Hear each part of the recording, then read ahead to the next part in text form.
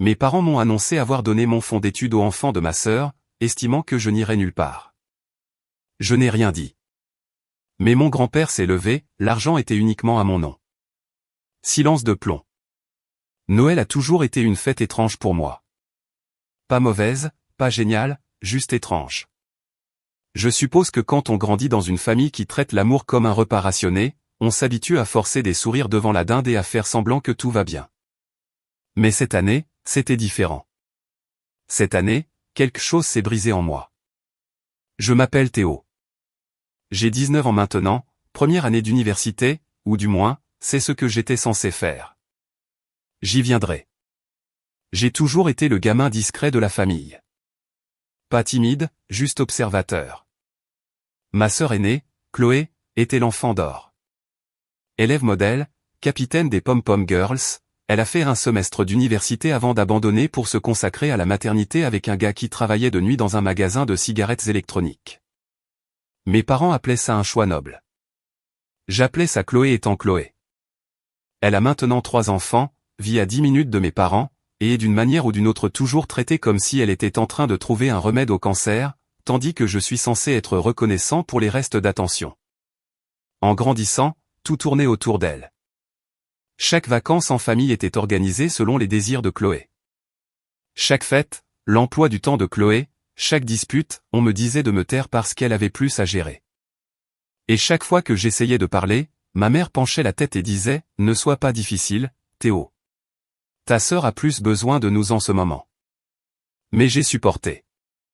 J'ai gardé la tête basse, j'ai travaillé dur et j'ai été accepté dans une université assez réputée. Ce n'était pas l'une des grandes écoles, mais c'était solide. Et surtout, c'était la mienne. J'avais des projets. Je voulais me spécialiser en ingénierie biomédicale. J'avais travaillé après l'école et pendant les étés depuis mes 14 ans. Mais soyons honnêtes, les frais de scolarité sont élevés. La seule raison pour laquelle l'université était même envisageable, c'était grâce au fonds de Papy. Papy était l'un des rares membres de la famille qui me voyait.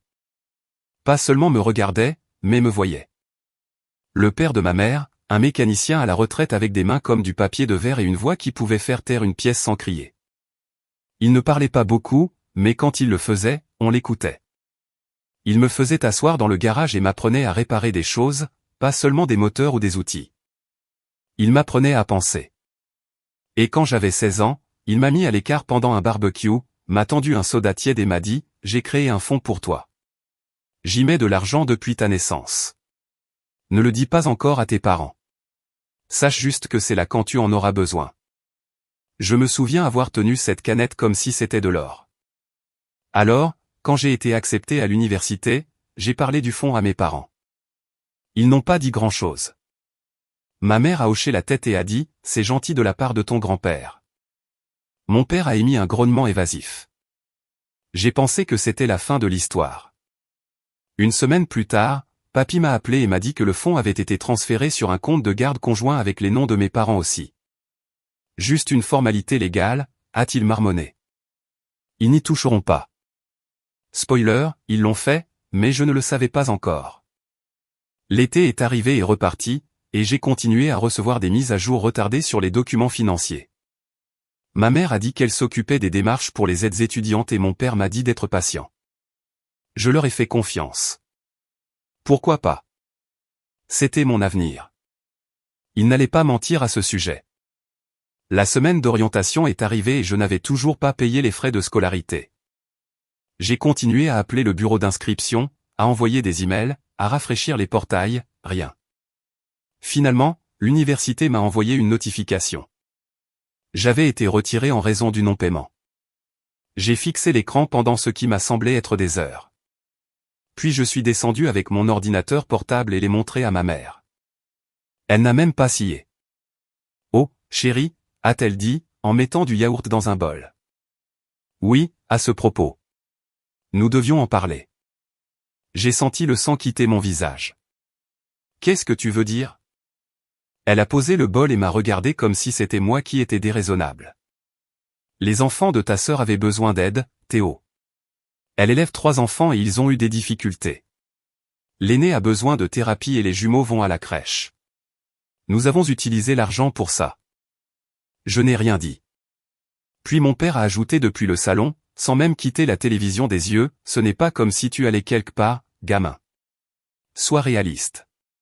L'université n'est pas pour tout le monde. Je ne pouvais plus respirer. Non pas de rage, juste du choc de tout ça. Je pensais que c'était une blague ou peut-être un prêt temporaire. Mais quand je leur ai demandé s'il restait de l'argent, ma mère a dit « Nous avons fait ce qui était le mieux pour la famille ». Le reste de la semaine fut un flou. Je n'ai pas quitté ma chambre, je n'ai pas mangé, je n'ai pas dormi. Je n'ai même pas prévenu papy. J'avais honte. Et honnêtement, j'avais peur de ce qu'ils diraient. Peut-être qu'ils prendraient leur parti. Peut-être qu'ils diraient « la famille d'abord ». Comme ils le faisaient toujours. Mais ensuite Noël est arrivé. J'ai failli ne pas y aller. J'étais à 2 jours de mon nouveau travail de commis de rayon dans une quincaillerie, essayant de gagner quelque chose tout en cherchant quoi diable faire ensuite. Mais papy a appelé et a dit qu'il avait fait une tarte aux pommes comme il le faisait quand j'étais enfant. Et je n'ai pas pu dire non à ça. Alors j'y suis allé, bien habillé, j'ai apporté du cidre pétillant, j'ai souri quand les enfants de ma sœur ont crié et ont grimpé partout comme des gremlins sous l'effet du sucre. J'ai serré la main de mon père, j'ai serré ma mère dans mes bras, j'ai hoché poliment la tête à ma sœur et à son mari aux yeux vides. J'ai même aidé à mettre la table. Nous nous sommes assis pour manger. Papy était au fond, découpant la dinde comme un ancien roi supervisant un festin. Ma sœur a parlé sans arrêt des étapes franchies par ses enfants. Mes parents s'extasiaient à chaque phrase. Je passais juste les plats et mâchais tranquillement. Et puis, tandis que ma mère servait de la sauce sur la purée de pommes de terre, elle l'a dit. Elle m'a regardé droit dans les yeux et a dit « Nous avons utilisé ton fonds universitaire pour aider les enfants de ta sœur. Ils le méritaient plus. » Je me suis figé. Tous les autres ont continué à manger. Mon père a ricané et a ajouté « Ce n'est pas comme si tu allais quelque part. » C'est là que j'ai vu la main de papy se figer un instant. Il a lentement posé le couteau à découper. Son visage n'a pas bougé, mais ses yeux avaient l'air plus perçants que jamais. Il a reculé sa chaise avec un lent raclement sur le carrelage et s'est levé. La pièce s'est tue. Les fourchettes ont cessé de cliqueter. Même Chloé a cessé de parler. Puis papy a dit, le plus calmement du monde, c'est drôle parce que j'ai laissé cet argent à ton nom. Et la pièce est devenue silencieuse. Personne n'a dit un mot. Ma mère a cligné des yeux comme si elle avait été giflée. Mon père a soudain trouvé ses petits pois très intéressants. La mâchoire de Chloé a tressailli. Je n'ai pas bougé. Je suis juste resté assis, fixant mon assiette, essayant de décider si j'étais sur le point de pleurer ou de rire. Mais papy n'avait pas fini. Il m'a regardé, puis les a regardés eux et a dit. Il y a eu un silence qui a semblé plier le temps lui-même. La voix de papy avait transpercé l'épaisseur gênante de la situation. Un instant, personne n'a bougé. La main de ma mère est restée suspendue en l'air, tenant toujours la louche à sauce. Le mari de ma sœur a toussé une fois dans sa serviette et a évité tous les regards. L'un des jumeaux a fait tomber un petit pain par terre et le bruit doux a résonné comme un coup de canon. Et papy, il est juste resté là, les paumes à plat sur la table, son regard passant de mes parents à l'autre comme s'il lisait un livre ouvert qu'il avait déjà mémorisé. « Théo » a-t-il dit, sans me regarder. « Combien de ce compte as-tu vu » J'ai cligné des yeux. Ma gorge était sèche. Je n'ai jamais eu accès. J'ai réussi à dire. Ils ont dit qu'ils s'en occupaient. A marmonné papy et sa mâchoire s'est serrée. Et tes frais de scolarité? Retirés? Non-paiement? Ma mère a poussé un petit rire nerveux. L'un de ces rires que les gens font quand ils essaient de reprendre le contrôle. Papa, allez. N'en faites pas tout un plat. Ce n'est pas comme si nous l'avions volé. Il était juste là. Et Chloé avait besoin d'aide. Les enfants. Stop. La voix de papy était basse, mais définitive. Ma mère s'est tue instantanément. Il m'a regardé alors. J'ai nommé ce fonds en ton nom. Il est à ton nom depuis le jour de ta naissance. J'ai seulement ajouté tes parents pour des raisons légales. Je n'aurais jamais cru devoir faire la nounou pour des adultes. Chloé a finalement parlé. On ne peut pas faire ça maintenant? C'est Noël. Et Théo, sérieusement, tu n'aimes même pas l'université. Tu m'as dit l'année dernière que tu n'étais pas sûr d'y aller.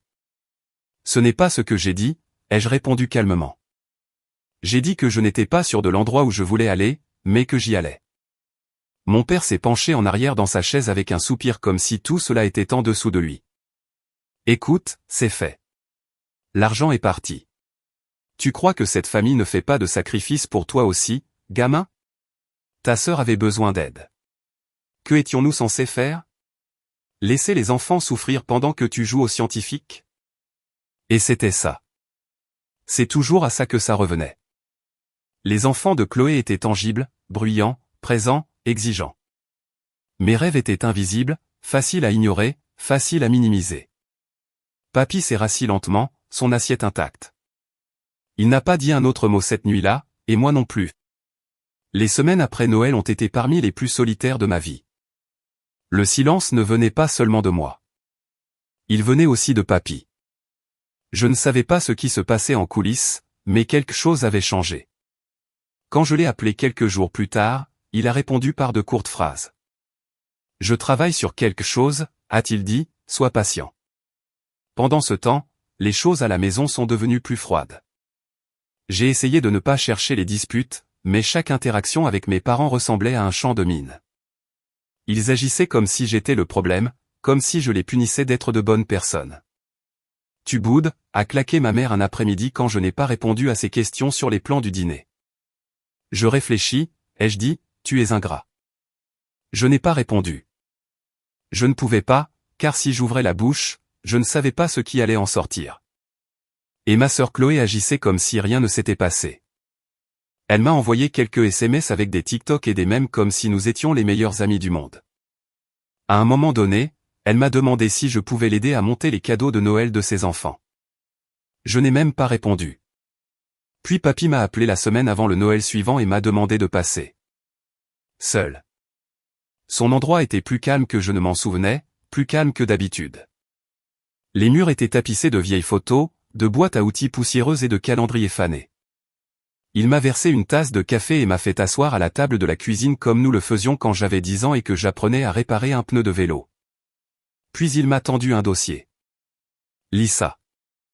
À l'intérieur se trouvaient des photocopies de relevés bancaires, des journaux de transactions et un imprimé d'un compte d'épargne-études, un avec mon nom complet. Il y avait des dizaines d'entrées étiquetées, dépôt automatique mensuel, remontant à près de 2 décennies. Puis, brusquement, un seul retrait, 62 000 €. Le nom de Chloé était dans la ligne de libellé. Je ne savais même pas qu'il pouvait y accéder sans te le dire, ai-je dit, mes mains tremblantes. Il n'aurait pas dû, a marmonné papy. Mais la façon dont je l'ai mise en place, ils avaient techniquement la procuration tant que tu étais mineur. Et ta mère a demandé un décaissement anticipé pour des frais médicaux 2 semaines après tes 18 ans. Mais c'est illégal.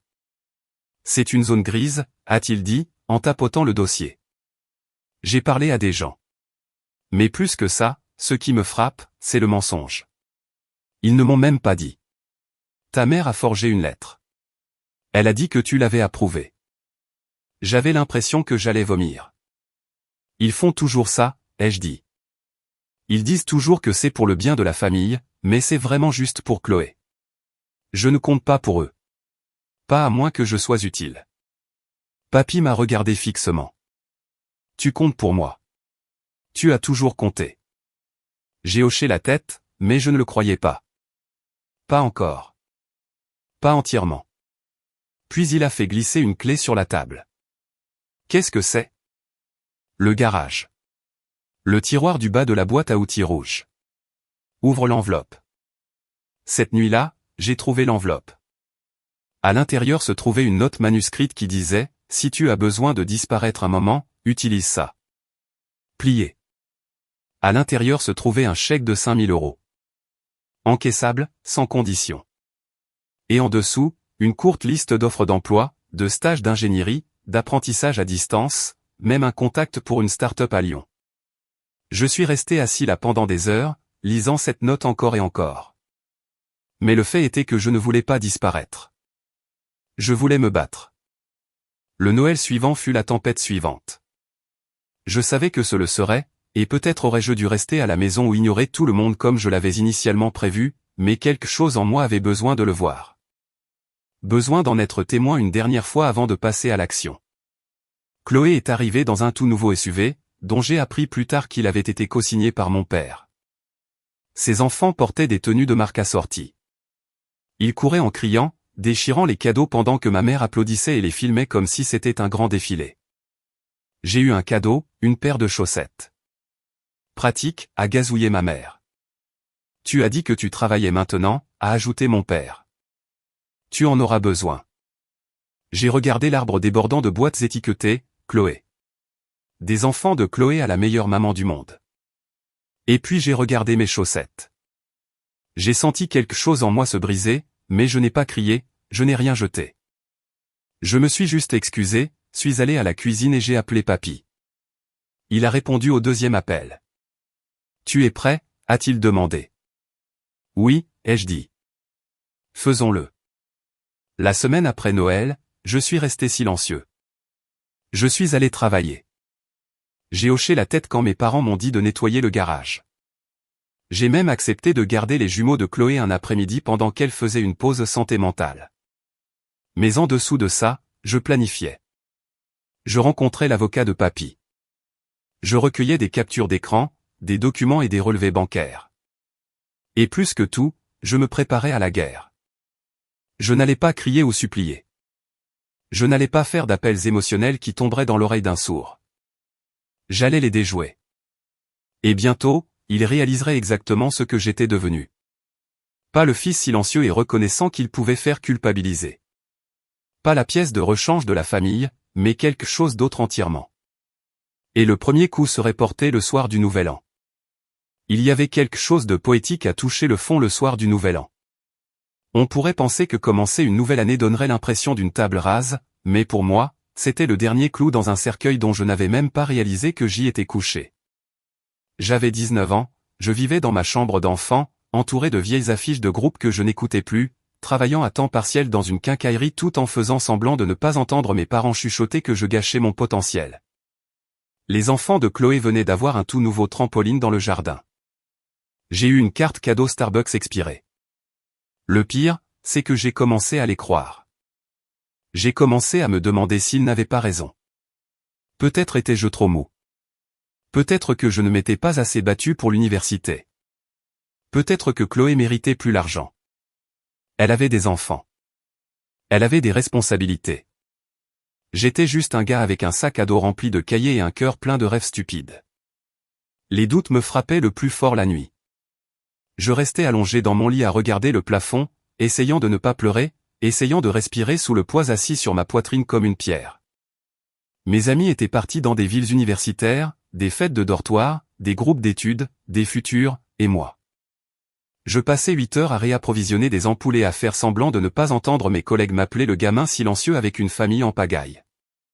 Mais quelque part dans ce silence, quelque part dans ce vide, quelque chose en moi a commencé à changer. Je pense que la douleur fait ça. Quand les gens que vous aimez vous arrachent vos fondations, vous vous effondrez ou vous construisez quelque chose de nouveau. Alors, j'ai commencé à construire, tranquillement. Les soirs où je n'avais pas de service, j'allais chez papy. Nous nous asseyions dans le garage, entourés du bourdonnement des vieux outils et de l'odeur d'huile de moteur. Et il m'apprenait des choses, de vraies choses. Pas le genre de choses que l'on apprend dans un amphithéâtre, mais le genre qui vous rend utile. Le câblage, la plomberie, les moteurs, le dessin technique. Il m'a même appris à souder, à lire des plans, à repérer les défauts de conception et les outils ménagers. Et chaque fois que je me trompais, il ne criait jamais. Il se contentait de hocher la tête et de dire « réessaie ». C'était la première fois depuis des mois que je ne me sentais pas brisé. Une nuit, après avoir passé 3 heures à réparer le démarreur d'une vieille voiture rouillée, il m'a regardé et m'a dit « Tu es intelligent, Théo. Pas seulement intelligent pour les livres, intelligent pour la construction. Ne gâche pas ça. » Ça m'a marqué. Le jour, je travaillais. La nuit, j'apprenais. Et quelque part entre les deux, j'ai commencé à épargner. Ce n'était pas beaucoup au début. Quelques euros par-ci, 10 euros par-là. J'ai arrêté de manger à emporter, j'ai annulé des abonnements, j'ai vendu quelques vieux jeux vidéo et équipements technologiques. Chaque euro que je ne dépensais pas, je le stockais dans une boîte métallique verrouillée que papy m'avait donnée. Il appelait ça « l'argent de la graine ». Peu importe si c'est petit, disait-il. Ce qui compte, c'est que tu le fasses grandir. Vers la mi-janvier, je suis tombé sur un subreddit pour la réparation d'appareils électroménagers. Des gens postaient des vidéos de grille-pain cassés, de friteuses défectueuses, d'aspirateurs en panne. Certains demandaient de l'aide. D'autres postaient des tutoriels. Une idée a germé. J'ai emprunté le vieux caméscope de papy, qui fonctionnait encore avec des cassettes, et j'ai commencé à me filmer en train de réparer des appareils usagés que je trouvais sur le trottoir. Pas d'intro fantaisiste, pas de caméra faciale, juste mes mains, mes outils et ma voix expliquant ce que je faisais. J'ai mis en ligne la première vidéo sous le nom de « Théo répare tout ». Elle a eu 8 vues. Je m'en fichais. J'en ai fait une autre, puis une autre. Fin février, j'avais mis en ligne 10 vidéos. La plupart avaient moins de 50 vues. Mais ensuite, j'en ai posté une sur la réparation d'un lave-vaisselle qui faisait un bruit de grincement fort, et, de nulle part, elle a atteint 3000 vues. Je n'ai pas dormi cette nuit-là. Non pas à cause de l'excitation, mais parce que c'était la première fois depuis des mois que j'avais l'impression de compter. J'ai commencé à apprendre le montage de base, j'ai ajouté des sous-titres, j'ai amélioré mon éclairage. J'ai même acheté un micro d'occasion avec les économies de mon premier paiement YouTube, 78,33 €. Ce n'était pas beaucoup, mais ça ressemblait à un début. Pendant ce temps, la maison était différente. Mes parents ne me parlaient presque plus, et quand ils le faisaient, c'était généralement pour me demander pourquoi j'étais toujours enfermé dans le garage de papy. Ma mère m'a accusé d'être obsédé par lui. Mon père a dit que je devrais grandir et passer à autre chose. Chloé, bien sûr, restait enjouée et ignorante. Chaque fois qu'elle passait, elle me montrait le même sourire sucré et disait des choses comme « Tu es toujours fâché à propos de l'histoire de l'université ?» Comme si c'était un verre renversé. Comme si j'aurais dû m'en remettre maintenant. Je ne disais rien, mais je me souvenais de tout et je continuais à planifier. Papy travaillait aussi en coulisses. Je ne connaissais pas encore tous les détails, mais chaque semaine, il laissait des indices cryptiques. Le timing est primordial. Ne les laisse pas te voir venir. Laisse-les penser que tu es faible. Le coup porte plus fort. Nous travaillons sur quelque chose. Je ne connaissais juste pas encore l'image complète. Mais je lui faisais confiance et je continuais à construire. En avril, ma chaîne avait 2000 abonnés. Je m'étais associé à une petite entreprise d'affiliation qui vendait des kits de réparation et, soudain, je gagnais 300 € par mois. Rien d'énorme, mais comparé à mes débuts, c'était de l'or. J'ai réinvesti cet argent. De meilleurs outils, une meilleure caméra, un vrai ordinateur portable. J'ai aussi commencé à travailler en freelance en ligne, à rédiger des manuels de réparation, à créer des diagrammes, même à éditer des vidéos pour d'autres petits créateurs. Chaque euro que je gagnais, je le partageais. La moitié pour les économies, la moitié pour un nouveau projet que papy et moi avions esquissé sur du papier quadrillé. Je l'ai appelé le « kit de réparation ». C'était essentiellement un kit d'abonnement pour les réparations domestiques de base, des outils simples, des instructions, un lien vers un tutoriel vidéo que je filmerai chaque mois. Nous avons construit 3 prototypes à la main. Papy a dit que c'était la meilleure idée qu'il ait entendue en 20 ans. Et pour la première fois, j'ai commencé à le croire. Puis est arrivé le point de rupture. Ce n'était pas une énorme explosion. C'était quelque chose de petit. N'est-ce pas toujours le cas? Un dimanche de mai, je suis rentré du travail pour trouver ma boîte à monnaie métallique manquante. J'ai fouillé ma chambre, vérifié chaque tiroir, placard, sous le lit, derrière la commode. Rien. Je suis descendu et j'ai trouvé ma mère en train de plier du linge. « As-tu vu ma boîte métallique ?» ai-je demandé, connaissant déjà la réponse. Elle n'a même pas scié. « Oh, ce vieux truc inutile. Je l'ai donné à ton père. Je pensais que ça faisait partie de la ferraille de papy. Il y avait de l'argent dedans. » Elle a froncé les sourcils. « Quel genre d'argent ? » ?»« Mon argent. » Elle a levé les yeux au ciel. « Oh, s'il te plaît, Théo. Tu vis ici gratuitement, tu manges notre nourriture. Ne fais pas comme si tu payais les charges. Je l'ai gagné. Chaque euro. Assez, a-t-elle claqué. Le mari de ta sœur a été licencié. Nous avions besoin d'aide ici. Fais partie de la famille pour une fois. C'était ça. C'était le moment exact où quelque chose en moi s'est solidifié. Pas brisé, mais consolidé. Je n'allais pas crier. Je n'allais pas me disputer. Je n'allais même pas essayer de la faire comprendre. J'en avais marre de m'expliquer. J'ai juste hoché la tête, me suis retourné, suis sorti par la porte d'entrée et suis allé directement chez papy. Quand je lui ai raconté ce qui s'était passé, il n'a même pas eu l'air surpris. Il a juste soupiré, m'a tendu un soda froid et a dit « Tu es prêt à passer au nucléaire ?» Je n'ai pas hésité. Oui. Le lendemain, j'ai quitté la quincaillerie. 2 jours plus tard, j'ai posté une vidéo qui est devenue semi-virale. Comment j'ai transformé 300 € d'outils en un emploi à temps plein.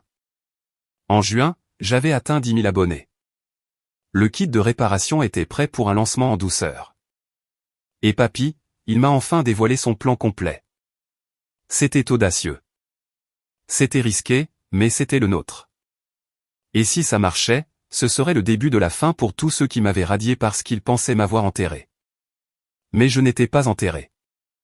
J'étais planté et je commençais tout juste à me lever. C'était une douce soirée de début juin quand tout a commencé à se mettre en place. J'étais dans le garage de papy, assis sur une caisse de lait renversée, à fixer un tableau blanc rempli de notes, de croquis, de délais et d'un titre de 3 mots encerclés d'un épais marqueur rouge, la phase de préparation. C'est ainsi que papy l'appelait. Comme si nous préparions un casse. D'une certaine manière, c'était le cas. Pas le genre avec des cagoules ou des coffres forts. Mais le genre qui exige précision, patience et timing. Le genre où l'on ne s'introduit pas. On les laisse la porte grande ouverte et on nous invite à l'intérieur. Ma vengeance n'allait pas être bruyante. Elle n'allait pas être désordonnée. Elle allait être élégante. J'ai passé le reste du mois de juin à opérer comme un fantôme dans ma propre maison, souriant quand on me parlait, aidant quand on me le demandait, faisant semblant que la boîte à monnaie manquante n'avait pas d'importance. Comme si je ne mettais pas en ligne des tutoriels de réparation qui obtenaient maintenant plus de 100 000 vues, comme si je n'avais pas déposé un rapport discret auprès du département des services d'aide aux étudiants concernant un document de décaissement falsifié lié à mon nom. Comme si papy n'avait pas juste rencontré un avocat pour restructurer un fonds de fiducie en ma faveur. Tout cela en jouant le rôle du fils négligé et sous-performant avec une chaîne de loisirs et trop de temps libre. Mes parents étaient tellement occupés à se concentrer sur le drame de Chloé, le chômage de son mari, son épuisement émotionnel, sa nouvelle addiction aux pilates, qu'ils n'ont pas remarqué que je rentrais de plus en plus tard, mes vêtements sentant la sueur et la soudure. Ils n'ont pas demandé pourquoi j'avais une boîte postale. Ils ne se sont pas demandé pourquoi je transportais soudain un tout nouvel ordinateur portable. Ils n'ont pas remis en question pourquoi j'avais arrêté de leur demander quoi que ce soit, ce qui était parfait parce que moins ils me regardaient, plus je pouvais bouger librement. La 2e semaine de juillet, j'ai lancé le kit de réparation. En douceur, discrètement, sans publicité, juste un post sur ma chaîne et une mention sur Reddit. J'avais 50 unités. Je les ai vendues en 36 heures. Chaque boîte contenait une simple trousse à outils, un manuel d'instructions et un code QR menant à une vidéo non répertoriée. Premier mois, comment réparer une chasse d'eau qui coule. C'était basique, mais les gens ont adoré. À la fin du mois, j'avais 200 nouveaux abonnés, 500 inscriptions par email et plus de 300 personnes sur la liste d'attente pour la prochaine série. J'ai réinvesti chaque centime dans la fabrication du lot suivant. Papy et moi vivions pratiquement dans le garage. Nous imprimions, emballions et étiquetions tout nous-mêmes. Il m'a laissé utiliser sa carte de crédit pour acheter des fournitures. Et quand j'ai demandé s'il était sûr, il a juste souri et a dit « Théo, c'est le plus amusant que j'ai eu depuis que j'ai construit la cabane dans l'arbre de ta mère. Seulement cette fois, je ne mets pas un toit sur quelqu'un qui ne le mérite pas. » À peu près au même moment, j'ai commencé à recontacter des gens de mon passé. L'un d'eux était Marc, un gamin avec qui j'étais au lycée. C'était l'un de ces surdoués qui avait été président de 4 clubs et qui tenait une newsletter tech. Nous n'avions pas beaucoup parlé avant la remise des diplômes, mais je me souvenais qu'il avait dit qu'il voulait lancer une start-up pour les outils de créateurs. Nous nous sommes rencontrés pour un café dans un café local. Je lui ai dit ce que je construisais. Il a regardé mes croquis et a dit, mec, ça pourrait être énorme. En une semaine, nous brainstormions comment transformer le kit de réparation en une véritable plateforme. Pas seulement des boîtes physiques, mais des cours de réparation numérique complets, des abonnements à plusieurs niveaux, même une application avec des superpositions de réalité augmentée pour le dépannage d'appareils. Je n'ai même pas réalisé à quel point j'étais excité avant de me voir parler dans le reflet de la vitrine du café, les mains volantes, la voix animée, le visage illuminé d'une manière qu'il n'avait pas eue depuis avant que l'université ne s'effondre. Marc m'a présenté son cousin Daniel, un étudiant en marketing qui a proposé d'aider avec le branding et la communication. J'ai fait venir un autre gamin de Reddit connu uniquement sous le nom de le génie des circuits pour aider à construire le back-end de l'application. Et soudain, j'avais une équipe. Nous nous sommes appelés, Théo et compagnie, et nous avions des projets. Pendant ce temps, Papy avait son propre rôle à jouer. Il a commencé à assister à plus d'événements familiaux, des barbecues, des repas paroissiaux, un pique-nique du 14 juillet où il portait une chemise qui disait « Demandez-moi qui est mon petit enfant préféré », avec une flèche pointant vers moi. Au début, mes parents ont cru à une blague. Chloé a ri maladroitement. Ma mère a levé les yeux au ciel. Mon père a marmonné quelque chose à propos de favoritisme. Mais quand Papy a continué, me mentionnant dans chaque conversation, me tirant sur les photos, parlant du « petit projet de Théo », ils ont commencé à devenir nerveux, surtout quand il a annoncé très calmement qu'il réécrivait son testament. « Tu n'as pas besoin de t'inquiéter pour ça », a dit ma mère en riant. « Nous ne sommes pas après ton argent, papa. » Il a juste souri. Je n'ai pas dit que tu l'étais, mais le regard qu'il lui a lancé, elle l'a senti.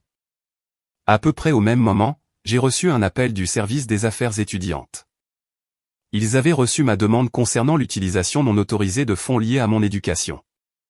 Apparemment, la lettre que ma mère avait soumise pour accéder à l'argent comprenait une signature mal forgée, la mienne, que je pouvais facilement prouver n'était pas la mienne. Ils enquêtaient discrètement, mais minutieusement. Je n'ai rien dit à mes parents. J'ai juste regardé ma mère devenir plus tendue de jour en jour. J'ai regardé comme elle vérifiait son courrier plus souvent. J'ai regardé comme elle restait près du téléphone plus fréquemment. Puis un jour de début août, elle m'a coincé dans la cuisine. J'ai l'impression que tu me caches quelque chose. J'ai levé les yeux de mon bol de céréales. Comme quoi? Je ne sais pas. Tu es toujours dehors. Toi et ton grand-père chuchotaient. Et tu es suffisant. Suffisant? Oui. Comme si tu attendais que quelque chose se passe. J'ai haussé les épaules. Je suppose que j'étais juste concentré. Elle a plissé les yeux. Tu parles à des avocats? Non, ai-je dit sincèrement. Pas seulement à des avocats. Ça ne lui a pas plu. Et je m'en fichais parce que son inquiétude n'était pas pour moi. Ce n'était pas pour ce que je pouvais traverser. C'était pour le contrôle. Et elle le perdait vite. Mi-août, j'ai atteint 50 000 abonnés. Le kit de réparation comptait 600 utilisateurs actifs par mois. L'application prototype de Théo et compagnie était en version bêta.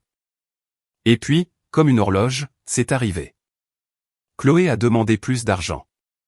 Plus précisément, elle a demandé si Papy pouvait l'aider avec le loyer ce mois-ci. Apparemment, le nouveau travail de son mari n'avait pas fonctionné, et elle était en retard sur les factures. Lors d'un dîner de famille, elle l'a soulevé devant tout le monde. « Papa » a-t-elle dit gentiment. « Tu as tellement aidé Théo. » J'espérais peut-être, non, a dit Papy avant qu'elle ne puisse finir. Tout le monde s'est figé. « Je suis désolé » a-t-elle dit, en clignant des yeux. J'ai dit, non. Mais tu as pris 62 000 € de l'avenir de Théo et tu n'as même pas dit merci. Tu n'as pas à demander plus. Ma mère a bondi. Papa, c'était il y a des années, dis-moi. C'était pour le bien de la famille. Non, a-t-il dit. C'était pour votre confort. Je les ai regardés se débattre, retenant un sourire. Et puis Papy s'est tourné vers moi. Théo, voudrais-tu leur annoncer ta nouvelle? Je me suis levé, me suis raclé la gorge et j'ai dit, en fait, oui. J'ai été accepté dans un programme spécial d'accélérateur d'affaires. C'est très compétitif. Seulement une douzaine de créateurs sélectionnés à l'échelle nationale. Ils financent le développement de notre produit et fournissent un soutien juridique. je déménage la semaine prochaine. Ma mère avait l'air d'avoir avalé un citron. Chloé a cligné des yeux rapidement. Mon père s'est penché en arrière, silencieux, et j'ai juste souri. Je commence à pitcher aux investisseurs en septembre, ai-je ajouté. C'est un programme de 6 mois. Si nous atteignons nos objectifs, nous obtenons un financement de suivi, basé sur les capitaux propres. J'aurais pu en rajouter. J'aurais pu me frotter les mains, mais je n'en avais pas besoin car le silence dans cette pièce, c'était mieux que n'importe quel monologue. Plus tard cette nuit-là, papy m'a tendu une petite enveloppe. À l'intérieur se trouve une clé pour ton nouveau logement, a-t-il dit. Je pensais que l'accélérateur fournissait un logement. Oui, a-t-il dit. Mais je t'ai acheté quelque chose en plus. Quoi? Un duplex à rénover. De bonne base. Pas cher, à ton nom. Appelle ça un investissement. Je l'ai regardé. Pourquoi fais-tu tout ça pour moi? Il a souri. Parce qu'ils ont oublié qui tu étais, mais moi, je n'ai jamais oublié. Les jours suivants furent un flou. Emballage, paperasse. Finalisation des mises à jour d'application, annonce de mon départ, puis j'étais parti. Installé dans un appartement modeste d'une nouvelle ville, entouré d'ambition, de mentorat et d'élan. Ma chaîne a atteint 100 000 abonnés. Mon entreprise a réalisé son premier mois à 10 000 €. Et à la maison, les murs commençaient à se refermer. L'enquête touchait à sa fin, et il me restait un dernier coup à jouer. Quand l'automne est arrivé, tout était en mouvement. Les feuilles changeaient, l'air devenait plus vif. Ma chaîne a dépassé les 150 000 abonnés. Le kit de réparation était devenu une entreprise à part entière avec un revenu mensuel récurrent, des critiques élogieuses et une SARL officielle. Notre application, Théo et compagnie, était téléchargée dans plus de 30 pays. Mon visage n'était toujours pas à l'écran, juste mes mains et ma voix, mais les gens me connaissaient maintenant. Non pas comme Théo, le fils de rechange ou le frère bizarre de Chloé, mais comme le gars qui pouvait vous apprendre à réparer votre vie avec une clé à molette, un plan et un peu de cran. Et pendant que tout cela grandissait, la véritable préparation à la maison atteignait enfin son apogée. J'ai reçu l'appel fin septembre. Le service des affaires étudiantes, Monsieur Dupont, a dit la femme au bout du fil, notre enquête sur le retrait contesté du fonds d'études est terminée. Merci de votre patience. Je n'ai pas parlé. J'ai juste écouté. Nous avons confirmé que votre signature a été falsifiée et que le décaissement a été demandé sous de faux prétextes. L'affaire est maintenant transmise au procureur de la République locale pour d'éventuelles poursuites pénales. Nous avons également contacté l'institution financière qui a traité le retrait. Il coopère pleinement. Je n'ai pas souri. Pas encore. Puis est venu le coup de grâce. En tant que bénéficiaire original du compte d'épargne études, vous avez droit à une restitution. Nous coordonnons avec le fiduciaire, Monsieur Gérard Dupont. Mon grand-père, ai-je dit, oui, il a été incroyablement utile. C'est alors que je me suis permis un simple hochement de tête. Échec et maths étaient proches. Je n'ai pas prévenu mes parents tout de suite. Pourquoi l'aurais-je fait? Ils n'avaient même pas pris la peine de prendre de mes nouvelles depuis que j'avais déménagé.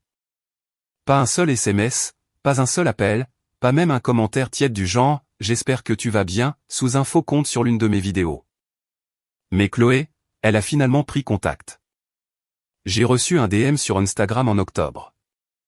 C'était un selfie d'elle en pleurs. Je suis désolé que les choses aient dégénéré. Tu me manques. On peut parler? Je n'ai pas répondu. Puis 2 jours plus tard, ma mère a appelé. C'était rare. Elle ne prenait jamais contact à moins d'avoir besoin de quelque chose.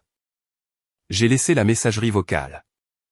Elle a laissé un message qui commençait ainsi, « Théo, nous avons entendu quelque chose d'étrange d'un ami à la banque. Quelque chose à propos d'une enquête. S'il te plaît, rappelle-moi. Nous devons éclaircir ça. Il n'y a aucune raison d'en faire une affaire juridique. » Je n'ai pas rappelé parce qu'il y avait toutes les raisons d'en faire une affaire juridique. Ils ont pris ce qui ne leur appartenait pas, ont menti à ce sujet, ont falsifié des documents, m'ont utilisé comme excuse pour financer la vie de quelqu'un d'autre, et ont ensuite eu l'audace d'agir comme si j'étais l'égoïste de vouloir récupérer mon argent. Alors, non, je n'ai pas rappelé. J'ai transféré le message vocal à papy. Il a ri si fort qu'il a dû s'asseoir. Une semaine plus tard, ils ont été signifiés. Je n'étais pas là pour le voir, mais j'ai eu le compte rendu de papy. Ma mère avait apparemment ouvert la porte en robe de chambre, s'attendant à un colis. Au lieu de cela, elle a reçu 2 enveloppes Kraft. L'une du bureau du procureur de la République concernant des accusations en instance de fausses déclarations financières et de fraude.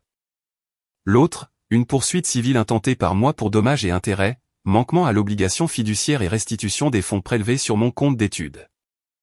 Le meilleur, l'entête portait mon nom complet en haut. Théo Dubois, fondateur, Théo et compagnie. Sarl. Je n'étais plus le fils passif. J'étais le plaignant. Ils ont appelé, envoyé des SMS, des emails, supplié. Je n'ai pas répondu à un seul. Au lieu de cela, j'ai communiqué par l'intermédiaire de mon avocate. Son nom était Camille. Vive, intrépide et efficace. Elle avait obtenu son diplôme avec les meilleurs résultats de sa promotion, et elle détestait les abus financiers. Laissez-les se débattre, m'a-t-elle dit. Et ils se sont débattus. Ils ont essayé de minimiser la situation. Ont essayé de faire croire que c'était un malentendu. Mais quand la signature falsifiée a été présentée à côté de la mienne, il n'y avait plus rien à discuter. Et l'institution financière, elle ne voulait pas de mauvaise presse. Elle a proposé de régler rapidement. Mes parents ont été complètement mis hors circuit. C'était poétique. Le compte même qu'ils avaient pillé a fini par me rembourser sans leur consentement. Mais je n'avais pas fini. L'argent de la restitution est arrivé, plus les pénalités, plus de 70 000 € au total. Je n'en avais plus besoin, alors je l'ai utilisé publiquement. J'en ai fait don de la moitié à une organisation à but non lucratif qui finançait l'enseignement professionnel pour les adolescents à faible revenu. L'autre moitié, je l'ai utilisé pour financer la première production à grande échelle du kit de réparation dans 5 régions. J'en ai fait une vidéo. Je n'ai pas mentionné ma famille. Je n'ai pas donné de nom.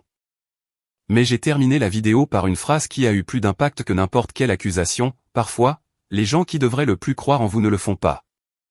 Et ce n'est pas grave, car si vous restez silencieux assez longtemps pour construire, un jour, ils n'auront pas d'autre choix que de regarder. Cette vidéo a atteint 1,2 million de vues en une semaine. Ma boîte de réception a explosé. Une offre de partenariat de marque d'une entreprise d'outils, une demande de participation à un podcast d'affaires, même un district scolaire me demandant si je voulais élaborer un programme. C'était surréaliste. J'étais passé d'ignoré et invisible à imparable. Noël est revenu. Papy m'a invité chez lui pour un petit dîner. Juste nous, quelques-uns de ses amis, et Marc et Daniel de Théo et compagnie. L'ambiance était légère, chaleureuse, joyeuse, et juste au moment où nous finissions le dessert, Papy a sorti une petite boîte en velours. À l'intérieur se trouvait une bague en argent, vieille mais polie. C'était celle de mon père, a-t-il dit. Il me l'a donnée quand j'ai construit mon premier atelier. Il a dit, ce n'est pas une question d'argent. C'est une question de construire quelque chose. Et toi, Théo, tu as construit quelque chose de plus grand que tout ce que nous aurions pu imaginer. Je l'ai passée. Elle me convenait parfaitement. Les retombées à la maison n'ont pas été jolies. Les accusations criminelles n'ont pas abouti. Première infraction, pas de casier judiciaire, blablabla. Mais le dossier public est resté. Chloé a perdu son emploi à temps partiel à la crèche locale lorsque le scandale a fait la une des journaux locaux. Mon père a dû démissionner du conseil d'administration d'une caisse de crédit locale. Ma mère a cessé de se présenter à son club de lecture. Et papy, il a réécrit son testament, l'a rendu public et en a laissé une copie sur leur pas de porte. Tout, sa maison, sa terre, ses économies, me revenaient. Il ne l'a pas fait pour les punir. Il l'a fait pour me protéger. Mais je ne peux pas mentir, cette partie a fait du bien. Je ne leur ai plus parlé depuis. Ils essaient encore tous les quelques mois. Un message d'anniversaire, un article transféré, un commentaire à moitié convaincu du genre « Nous sommes fiers de toi » sous un faux compte sur l'une de mes vidéos, mais je ne réponds pas. Non par vengeance, mais par paix. Parce que j'ai appris quelque chose d'important. La vengeance n'a pas besoin d'être bruyante. Parfois, Il s'agit juste de vivre sa vie si pleinement et si librement que les gens qui ont essayé de vous briser doivent vous regarder briller d'une distance qu'ils ne pourront jamais franchir. Maintenant, chaque fois que je répare quelque chose, que ce soit un moteur en panne ou une croyance brisée, je me souviens de qui j'étais, de qui ils ont essayé de me convaincre que je serais toujours. Et je souris parce qu'ils avaient tort. Et je n'allais jamais nulle part. J'allais partout. Il s'avère que je n'avais pas besoin de leur carte car j'ai construit la mienne.